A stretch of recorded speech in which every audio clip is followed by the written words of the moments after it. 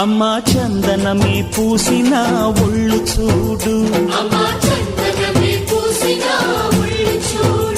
అమ్మా పున్నమి పుట్టిల్లు ఆ కళ్ళు చూడు, అమ్మా ముక్కోటి మెరుపులా మోము చూడు, అమ్మమ్మ ముగ్గురమ్మల మూల పుటమ్మ